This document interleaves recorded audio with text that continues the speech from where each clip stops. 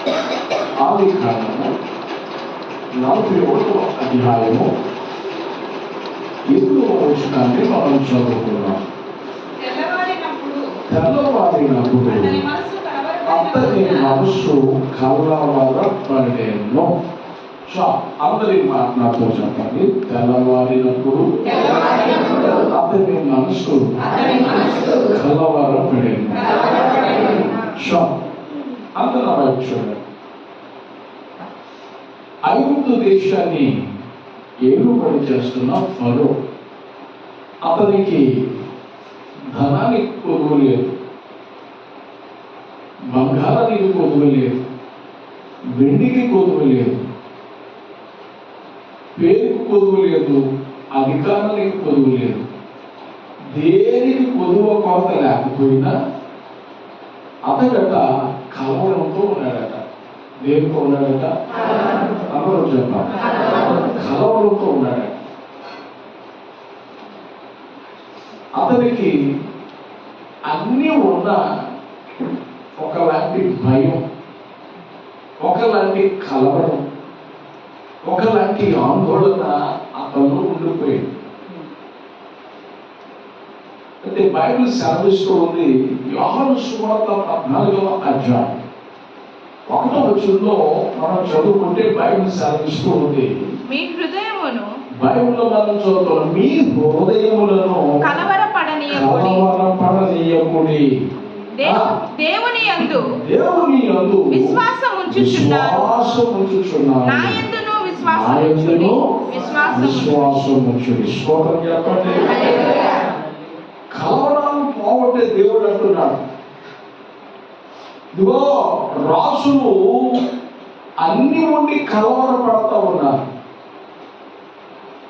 నన్ను నమ్మే, నా యందు విశ్వాసం ఉంచే మీరు ఏ పరిస్థితిని చూసి మీరు కలవరపడవలసిన పని లేదు.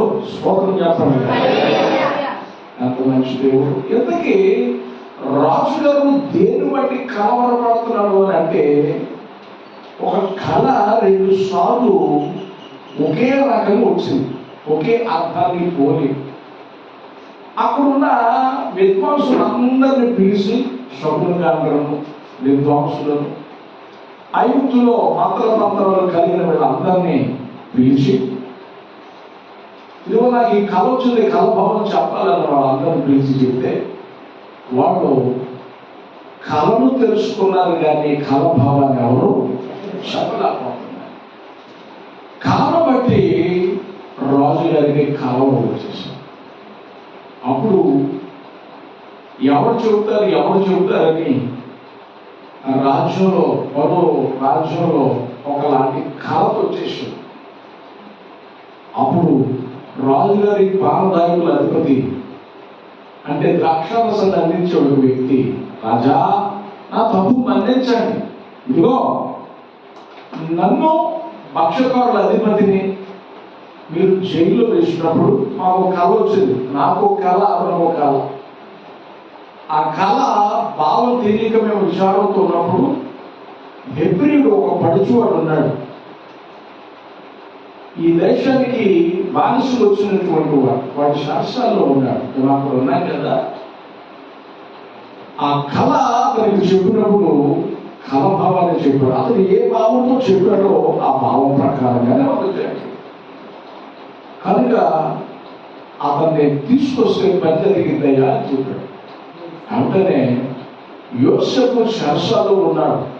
మాస్కొని గడ్డంతో, జుట్టు పెరిగిపోయి, వస్త్రాలు చిరిగిపోయి. ఇప్పుడంటే జైల్లో కాస్త ఖైదీని మధ్యలో చూస్తున్నారు. వెనకడ దినాల్లో ఖైదీని అంత మధ్యలో చూసేటువంటి వాడు కాదు. అయితే అక్కడ శాస్త్రాల్లో వేయబడిన యోసేపును గురించి అతను చెప్పగానే, రాజుగారి దగ్గరికి మురుకు వస్త్రాలతో రాకూడదుగా, చిరుగుపోయిన వస్త్రాలతో, మాసిపోయిన గడ్డలతో, పెరిగినటువంటి జుట్టుతో రాకూడదు. అంటే రాజుగారు ఏం చేశారంటే యోసేపుని పిలువని అనిపించారు. స్తోత్రం చెప్పండి. అయితే యోసేపు వ్యక్తి ఎక్కడ ఉన్నాడు అని అంటే, దయచేసి మనం చదువుదామా. 41వ అధ్యాయము 14వ వచనం మనం చదువుదాం. ఫరో యోసేపును పిలువనెను, కాబట్టి చెరసాలలో నుండి అతన్ని త్వరగా రప్పించేది. అతడు క్షౌరము చేయించుకుని మంచి బట్టలు కట్టుకొని ఫరో యొద్దకు వచ్చాడు. స్తోత్రం చెప్పండి. మంచి వస్త్రాలు కట్టుకొని, క్షౌరం చేయించుకొని, మంచి వస్త్రాలు కట్టుకొని ఫరో దగ్గరకు వచ్చాడు. రాగానే రాజుగారు అంటున్నాడు, అయ్యా నాకు కలవరం పట్టుకోండి, నాకు ఒక భయం పట్టుకోండి, నాకు ఒక ఆందోళన ఉంది అని చెప్పడం ప్రారంభించాడు. ఎంతకీ మీకు వచ్చిన కళ ఏంటి, ఆ భయం ఏమిటో, ఆందోళన ఏంటి చెప్పండి అని అన్నాడు. ఫరో మొదలు పెట్టాడు 15వ వచనంలో. యోసేపుతో నేను ఒక కళ కంటిని, దాని భావమును తెలుపగలవారెవరు లేరు. నీవు కళను విన్న ఎడల దాని భావమును తెలుపగలవని నిన్ను గూర్చి వింటినని అతనితో చెప్పినందుకు. స్తోత్రం చెప్పండి. హల్లెలూయా. అతనితో చెప్పాడు. యోసేపు ఏమైపోవాలా? రాజుగారు నన్ను కాబట్టి పిలిచాడు, ఇక్కడ ఉన్న వాళ్ళకి ఎవరికి చేత కాలేదు అని కొంచెం షర్ట్ యొక్క 2 బట్టలు సిప్పి వెనక్కేసి అలా కొంచెం నడిచే నడకల్లా మార్చి నడవాలి. కానీ యోసేపు ఏం చేసాడో చెప్పరా? యోసేపు నా వలన కాదు. స్తోత్రం చెప్పండి. యోసేపు అంటున్నాడు, ఏమంటాడంటే కళను విన్నాడు. రాజుగారు కళ చెప్పాడు.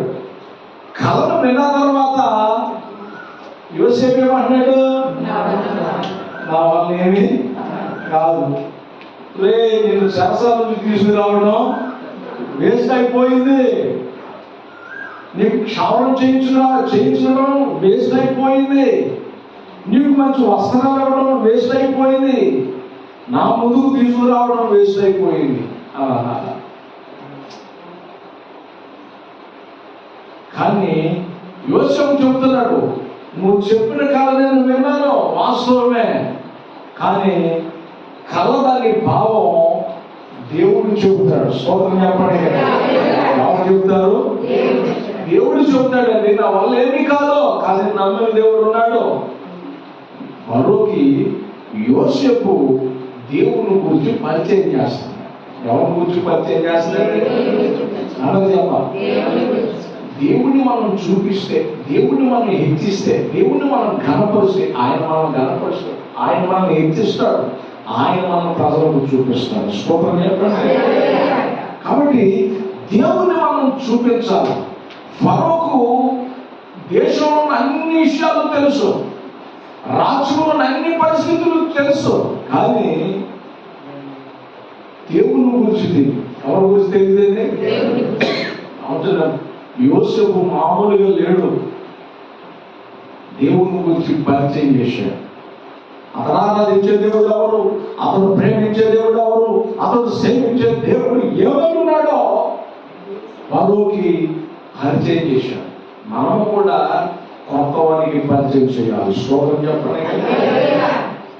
ఒక ఫ్యామిలీ నన్ను ఆహ్వానించారు, ఆ ఫ్యామిలీ దగ్గరికి నేను వెళ్ళాను. అన్నారు, అయ్యా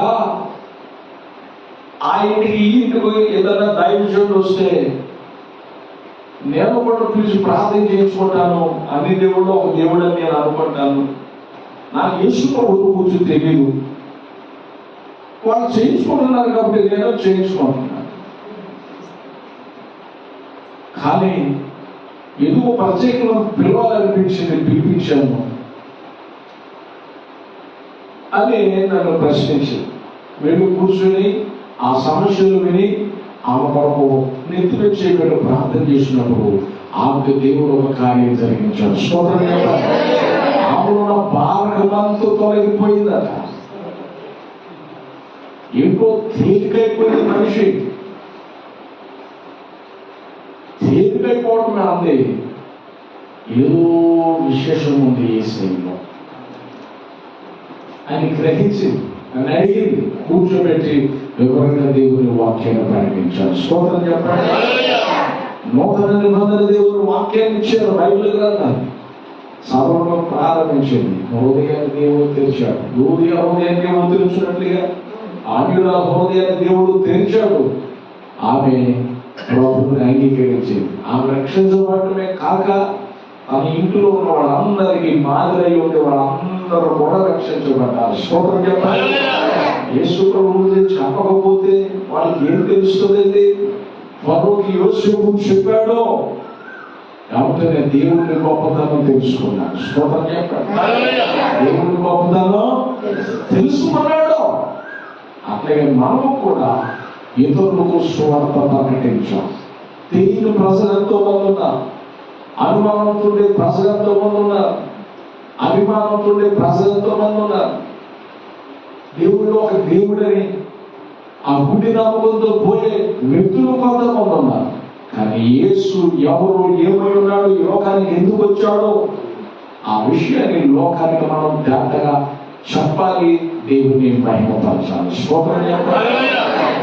యోసేపు ఆ పాపమార్గుల అధిపతి కథ చెప్పాడు కదా. తను తాను చూపించుకోలేదు, దేవుణ్ణి చూపించాడు. దేవుణ్ణి పరిచయం చేశాడు. ఒక్కొక్క మాట మనం పాడితే, లేకపోతే ఒకసారి మనం ప్రార్థన చేస్తే ఏదన్నా జరిగితే నా అంతటోడు లేరు, మా అంతటోడు లేరు అని అనుకుంటాం. కానీ యోసేపు ఎప్పుడు తనను తాను చూపించుకోలేదు, యేసయ్యని చూపించాడు. ఫరోకు పరిచయం చేశాడు. మరి దేవుడిని కనపరిచాడు కదా యోసేపు. అతని ఎదుట దేవుని చూపించాడు కదా. మరి యోసేపు పరిస్థితులు మనం మారాయంటే యోసేపు పరిస్థితులు మారిపోయాయి. ఎట్లా మారిపోయాయో చూద్దామా? ఆయన గణపరచువారిని దేవుడు ఏ రీతిగా గణపరచాడో ఒక్కసారి మనం చూడండి.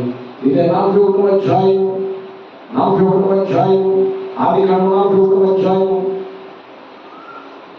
37వ వచనం, 38, 39, 40 వచనాలు మనం చూడాలి. 41వ ఆ మాట ఫరో దృష్టికి నా వలన కాదయ్యా, దేవుడే మీకు క్షేమాన్ని కలగజేస్తాడు అని దేవుడిని ఎప్పుడైతే చూపించాడో ఆ మాట ఫరో దృష్టికి, అతని సేవకుల దృష్టికి యుక్తమై ఉండెను గనుక అతడు తన సేవకులను చూసి అంటున్నాడు, ఇతని వలె యోసేపు చూపించాడు, ఇతని వలె దేవుని మనుషుని కనుగొనగలమని అనెను. మరియు ఫరో దేవుడు ఇదంతయు నీకు తెలియపరచును గనుక నీ వలె వివేక జ్ఞానములు గలవారు ఎవరునూ లేరు.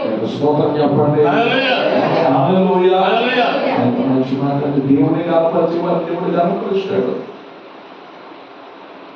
కనపరచడం ప్రారంభించాడు. ఫరో అతని సేవకులు ఆయన మాట విన్నారు. అది మంచిదని గ్రహించాడు.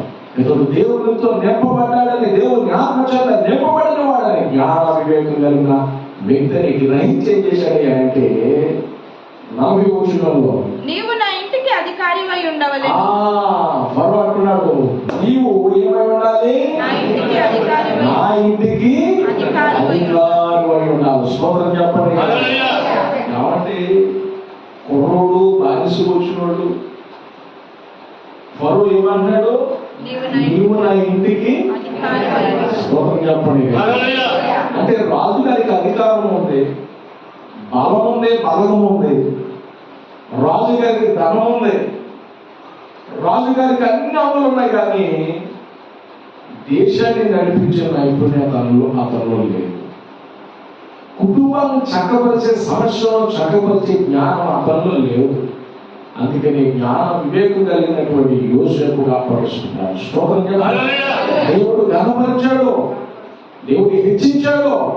నీవు నా ఇంటికి అధికారమై ఉండు, నా ప్రజలందరూ నీకు విధేయులయుందురు. సింహాసన విషయంలో మాత్రమే నీకంటే పైవాడనై ఉండునని యోసేపుతో చెప్పాను. మరియు ఫరో చూడుము, ఐగుప్తు దేశమంతటి మీద నిన్ను నియమించి ఉన్నానని యోసేపుతో చెప్పాను. యొక్క గొప్పగా తండ్రి దేవుని చూపించిన వ్యక్తిని, దేవుని హెచ్చించిన వ్యక్తిని, దేవుని గణపరిచిన వ్యక్తిని దేవుడు అంచెలంచెలుగా హెచ్చరించడం ప్రారంభించాడు. అంచెలంచెలుగా దేవుడు ఏం చేశాడు? హెచ్చించాడు. కాబట్టి దేవుని మనం ప్రజలను పరిచయం చేయాలి, దేవుని మనం గణపరచాలి. ఒక పాట పాడిన దేవుని మహిమపరచాలి, ఒక వాయిస్తున్న దేవుని మహిమపరచాలి, వాక్యాన్ని బోధిస్తున్న దేవుని చూపించాలి. ఒక రూపాయలు ప్రార్థన చేసే స్వస్థత కలిగితే నువ్వు దేవుని చూపించాలి, మనం చూపించుకోకూడదు. ఎప్పుడైతే దేవుని గణపరుస్తామో, ఎప్పుడైతే దేవుని చూపిస్తామో దేవుడు మనల్ని గణపరచడం ప్రారంభిస్తాడు. పేదవాడు పేదవాడు పెంట కుప్పలను పేద వాడైన యోసేపుని దేవుడు పైకి లేవనైతే తన ప్రజల ప్రధానంతో కూర్చుండబెట్టాడు. ఐగుప్తు దేశానికి అధికారిగా చేశాడు. ఐగుప్తు దేశానికి దేవుడు ఏం చేశాడంటే అధికారిగా చేశాడు. కాబట్టి దేవుని గణపరిస్తే ఆయన నిన్ను గణపరచాడు. దేవుని ఏం చేయాలి? మనము గణపరచాలి. గణపరుస్తామా? తలవంచాలి, ప్రార్థించాలి. తలవంచాలి, ప్రార్థించాలి.